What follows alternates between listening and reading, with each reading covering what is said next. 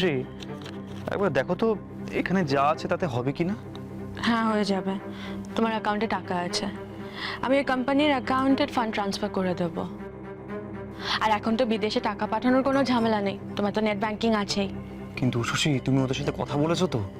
চিন্তা করো না, একবার ওদের এই দেশের প্রতিনিধিদের সাথে কথা হয়েছে, আমি আরেকবার কথা বলে নেব। সব ঠিকঠাক মনে হলেই তবেই অর্ডার দেব। আচ্ছা, বলছি যে তুমি কিন্তু ভালো করে একবার দেখে নিও শশী। আর যদি এই টাকা না হয় তাহলে না আমি আরো টাকা।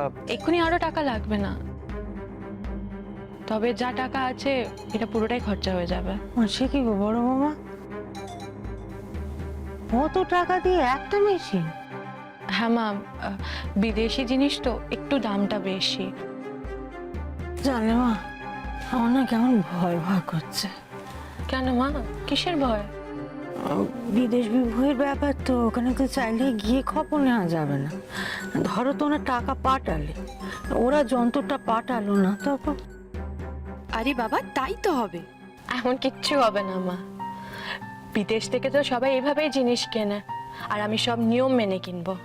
টাকাটা যাবে ঠিকই, কিন্তু মেশিন আর আসবে না মিস্টার নিশীথ ঘোষ। সব তোমার শেষ হবে।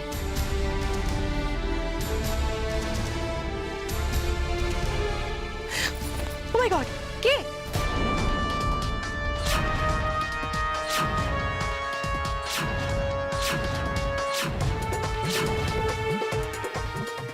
जी भाई बहन, हैं? এখানে दादा के तुम क्या करता है? फाकी मारता है, झाट नहीं देता है, फिर पौड़े बोलेगा कि अपन तो कुछ नहीं जानता है, हैं? এই যে ভাই এভাবে চিৎকার করে উঠলে কেন? কাকুলি কি হয়েছে? বাপ চিৎকারের কি ধরন! ভয় থেকে নিজের ভাষায় বলে আর ইংরেজিতে কথা বলতে শুরু করে দিয়েছে।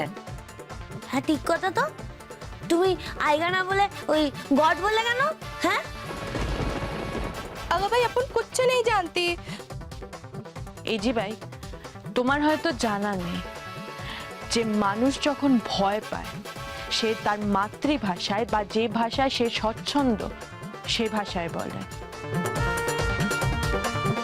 আর তোমার মাতৃভাষা তো মারাঠি, তার সঙ্গে হিন্দি মেশানো, তাহলে হঠাৎ তুমি ও মাই গড চিৎকার করে উঠলে কেন?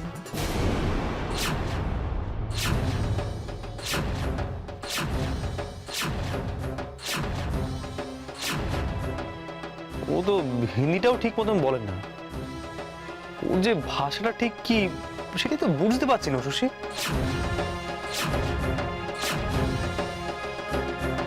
আমি আগে বলেছিলাম, অনেকে মোটে সুবিধে লাগে না।